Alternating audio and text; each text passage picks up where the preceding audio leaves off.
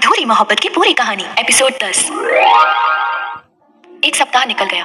रवि ने शैलजा से बात करके उसे समझाने की बहुत कोशिश की, पर शैलजा ने उसकी कोई बात नहीं सुनी। शैलजा परेशान हो गई, इसलिए वो अभिमन्यु को लेकर अपने गांव के लिए निकल गई। 25 सालों में शैलजा आज पहली बार हवेली जा रही थी। शादी के बाद उसने आज यहाँ पहली बार कदम रखा था। उसने देखा हवेली अब भी वैसी की वैसी ही थी। वो अभिमन्यु का हाथ पकड़े अंदर गई। आंगन में बड़ी भाभी अनाज सुखा रही थी। शैलजा ने उन्हें देखते ही पहचान लिया। वो पहले से काफी कमजोर और बीमार नजर आ रही थी। बालों पर सफेदी आ चुकी थी। शैलजा उनके करीब आई और उनके पैर छूकर कहा, कैसी हो भाभी माँ? शैलजा के मुंह से भाभी माँ सुनकर बड़ी भाभी की आंखों में आंसू आ गए। उसने शैलजा को गले लगा लिया। वो जान गई कि ये शैलजा ही है। अभिमन्यु ने उनके पैर छुए और आशीर्वाद लिया। बड़ी भाभी शैलजा का हाथ पकड़कर उसे अंदर लेकर गई और सबको आवाज लगाकर बुलाया। शैलजा के दोनों भाई, छोटी भाभी, उनके बच्चे, सभी ने आकर शैलजा को घेर लिया। उन्हें देखकर शैलजा के चेहरे पर खुशी झलक आई। शैलजा ने देखा सामने जमींदार साहब और उसकी माँ बैठे थे। वे दोनों काफी बुजुर्ग हो चुके थे। शैलजा उनके पास गई और उनके पांव छुए। दोनों की आंखों से आंसू बहने लगे। इतने सालों बाद शैलजा को वहां देखकर सब बहुत खुश थे। शैलजा और अभिमन्यु के आने से हवेली में जश्न जैसा माहौल था। सभी बहुत खुश थे। रात के खाने पर जब सब इकट्ठा हुए तो शैलजा ने बताया कि वो किसी खास काम से यहाँ आई है। उसने बताया कि उसे अभिमन्यु की शादी के लिए इसी गांव में लड़की देखनी है। दोनों भाइयों ने कहा अभिमन्यु की शादी इसी हवेली में होगी, वो भी बड़े धूमधाम से। अगले दिन बड़े भाई के साले की लड़की को अभिमन्यु के लिए पसंद किया गया और अभिमन्यु ने बिना कुछ कहे हामी भर दी। उधर रवि जब एक बार फिर शैलजा के घर उससे बात करने पहुंचा तो उसे घर बंद मिला। रवि ने पूछताछ भी की, पर किसी को नहीं पता था कि वो कहाँ गई है। रवि उदास होकर घर आ गया। उसी शाम गांव से रवि की भाभी का फोन आया। उसने बताया कि रवि के बड़े भाई मोहन की तबीयत खराब है। रवि उसी दोपहर मालिनी और दोनों बच्चों को लेकर पुष्कर पहुंचा। मोहन और उसकी पत्नी रवि और उसके परिवार को देखकर बहुत खुश हुए। मोहन ने रवि से कुछ दिन गांव में ही रुकने को कहा। रवि रुक गया। अगले दिन रवि और मोहन पूरे परिवार के साथ गांव के बाहर बने शिव मंदिर गए, जहाँ के पुजारी पहले रवि के पिता थे। सभी रवि की गाड़ी से मंदिर पहुंचे और भगवान के दर्शन करने लगे। दर्शन करने के बाद सभी मंदिर में घूमने लगे। रवि ने आंखें बंद कर ईश्वर से रास्ता दिखाने की प्रार्थना की। जैसे ही उसने आंखें खोली, सीढ़ियों पर शैलजा उसे मंदिर के अंदर आती दिखाई दी। उसके पीछे अभिमन्यु और जमींदार का सारा परिवार था। शैलजा अभिमन्यु की शादी का मुहूर्त निकलवाने मंदिर आई थी। रवि को वहां देखकर शैलजा का गुस्सा उसकी आंखों में उतर आया। उसने पंडित जी से जल्द मुहूर्त निकालने को कहा। पंडित जी ने 2 दिन बाद का मुहूर्त बताया। रवि वहीं खड़ा सब सुनता रहा। जमींदार का परिवार दर्शन कर नीचे चला गया। रवि ने देखा अभिमन्यु का चेहरा उतरा हुआ था। अभिमन्यु ने उदास आंखों से रवि की तरफ देखा और सीढ़ियों की तरफ बढ़ गया। शैलजा जैसे ही जाने लगी, रवि ने मजबूती से उसकी कलाई पकड़ी और उसे मंदिर के पीछे ले गया। मंदिर के पीछे लेकर गया। शैलजा ने गुस्से से रवि के हाथ से अपना हाथ छुड़ाया तो रवि ने कहा, आखिर तुम चाहती क्या हो शैलजा? क्यों कर रही हो ये सब? क्यों इन बच्चों की जिंदगी से खेल रही हो? बरसों पहले जो दर्द मुझे मिला वो अब तुम्हारी बेटी को देना चाहती हूँ। शैलजा ने नफरत से कहा। नफरत और गुस्से की आंख में तुम्हें कुछ दिखाई नहीं दे रहा है शैलजा। सच क्या है ये तुम नहीं जानती। रवि ने कहा, सच ये है कि तुमने मुझे धोखा दिया।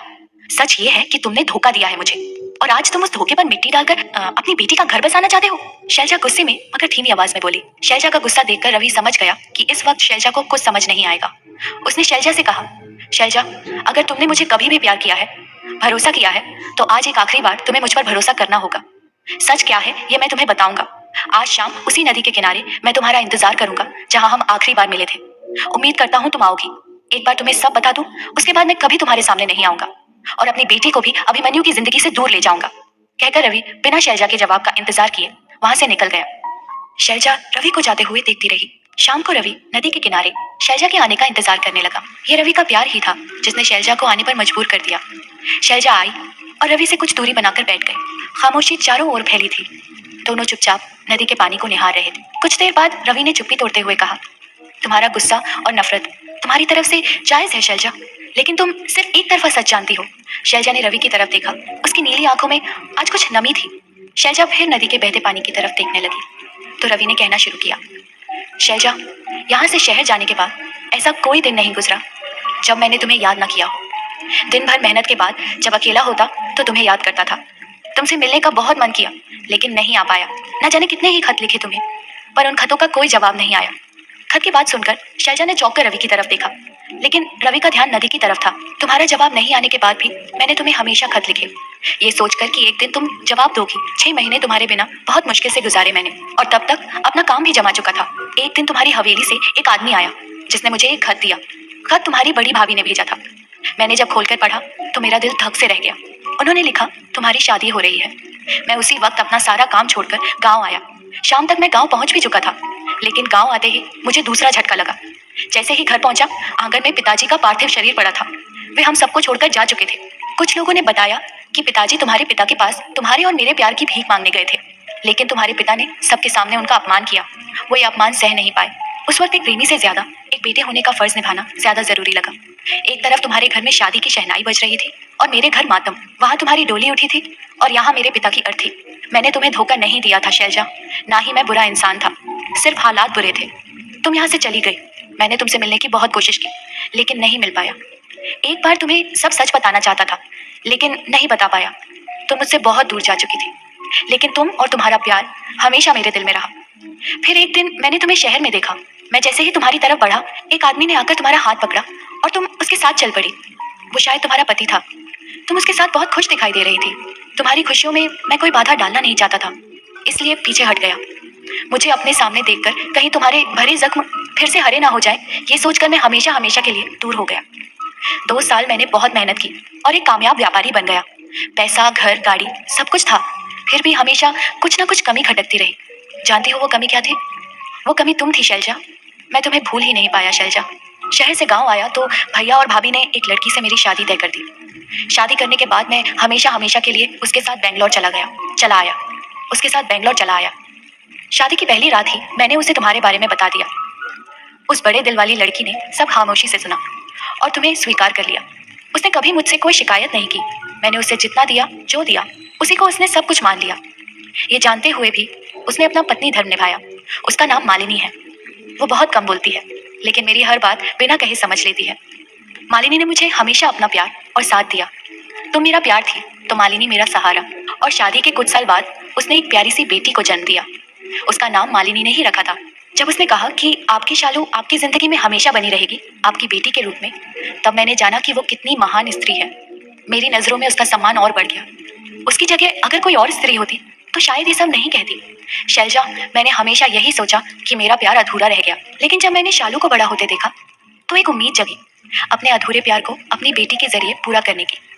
मैंने यही सोचा कि जिस प्यार को मैंने अधूरा छोड़ा, उसे शालू के जरिए पूरा करूं। जब उसने अभिमन्यु के बारे में बताया, तब मैं नहीं जानता था कि अभिमन्यु तुम्हारा बेटा है। पर जब उसकी बातों में अपनी माँ के लिए प्यार और विश्वास देखा कि शालू ने अपने लिए एक सही जीवन साथी चुना है। अभिमन्यु तुमसे बहुत प्यार करता है शैलजा। उसके लिए तुमसे बढ़कर कुछ भी नहीं, अपना प्यार भी नहीं। लेकिन एक सच और है जो शायद तुम देख नहीं पा रही हो। शालू और अभिमन्यु एक दूसरे को बहुत चाहते हैं। अपनी नफरत और गुस्से की सजा उन 2 मासूमों को मत दो। वो एक दूसरे के बिना जिएंगे तो सही, लेकिन एक झूठी आस लेकर कि वो खुश हैं। दुनिया के सामने, हमारे सामने वो सिर्फ खुश होने का दिखावा करेंगे, लेकिन अंदर ही अंदर से वो दोनों टूट चुके होंगे, बिखर चुके होंगे। और सालों बाद एक दूसरे से सामना हो भी गया तो उनकी आंखों में एक दूसरे के लिए प्यार नहीं होगा, सिर्फ नफरत होगी, बेबसी होगी, जो आज हमारी आंखों में है। उम्र के इस पड़ाव में आकर उनको लगेगा कि काश हिम्मत करके बोल दिया होता, काश रोक लिया होता एक दूसरे को। लेकिन तब तक बहुत देर हो चुकी होगी और वो कोसेंगे खुद को जिंदगी भर, और शायद हमें भी, जिनकी वजह से 2 प्यार करने वाले अलग हो गए। इतना कहकर रवि चुप हो गया। उसकी आंखों में नमी तैर गई। उससे आगे बोला ही नहीं गया। वो भीगी आंखों से नदी को निहारने लगा। पास बैठी शैलजा की आंखों से आंसू बहने लगे। वो रवि से कुछ बोल नहीं पाई। ये आंसू गुस्से के थे, नफरत के थे या पश्चाताप के, शैलजा नहीं जानती थी। कुछ देर बाद रवि उठा और कहा, सच जो था वो मैंने बता दिया। इसके बाद भी अगर तुम्हें लगता है कि मेरी गलती की सजा मेरी बेटी को मिलनी चाहिए तो मैं तुम्हें नहीं रोकूंगा शैलजा। कल सुबह मैं यहाँ से चला जाऊंगा। बस तुम ये सोचना कि अपने बेटे से उसका प्यार छीनकर क्या कभी खुद से आंखें मिला पाओगी, अभिमन्यु से आंख मिला पाओगी? पर तुम नहीं समझोगी शैलजा। तुम्हारे लिए प्यार का मतलब सिर्फ हासिल करना है। चलता हूँ, अपना ख्याल रखना और हो सके तो मुझे माफ कर देना। कहकर रवि वहां से चला गया।